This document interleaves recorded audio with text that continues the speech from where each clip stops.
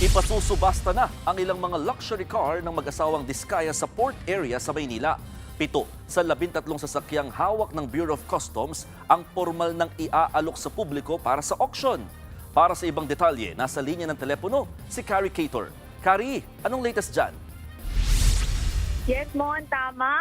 Sinisimulan na nga or ongoing na yung pagpapa-auction ngayon ng 7 sa luxury vehicles ng mga Diskaya. Ang mga ito ay nagkakahalaga ng higit 100 million pesos. Yan yung total bidding price sa ngayon. At kasama sa mga sasakyan na ito, yung Rolls Royce na alam natin na ito sa mga pinaka-pinag-usapan dahil ito yung may kasamang payong na na-feature din sa ilang video ng mga Diskaya. At ang pinakamura naman ay nasa 4 million pesos. Pero floor price lang ang mga ito at magdedepende pa rin kung ano yung mananalo doon sa mga bidding na nagaganap. At tungkol dyan ay nasa 10 raw ang mga nakuhang bidder para sa mga sasakyang ito na tiniyak naman ng BOC na sinuri nila dahil may mga dokumento raw ang mga ito na makakasigurong legitimate sila.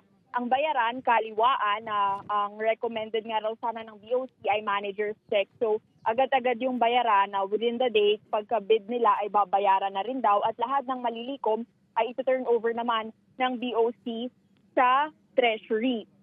Ang sabi naman ng BOC, hindi man daw kasing laki yung 100 million plus na ina-expect nila na total na posibleng makuha sa 7 sasakyan. Ang importante naman daw ay nanagot na ang mga Diskaya at may babalik sa taong bayan. At simula pa lang ito dahil isusunod pa nila yung 6 din na luxury vehicles ng mga Diskaya.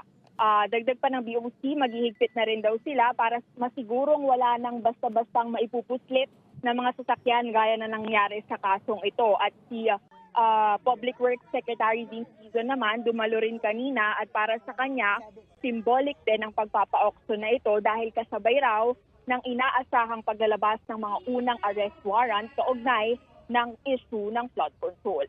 Yan muna para sa latest dito sa Maynila. Balik sa iyo, Mon. Carrie, maklaro lang natin, no? May idea ka ba ulit kung magkano yung mga opening bids sa mga sasakyan? Ang total bale sa 7 sasakyan na ito ay nasa 100 million plus yan yung tansa. Pinakamababa is nasa 4 million at pinakamahal is yung Rolls Royce na nasa 45 million. Monster. Tapos anong plano ulit? Doon sa mga ibang sasakyan pa ng mga Diskaya na ipapasubasta din ba ito?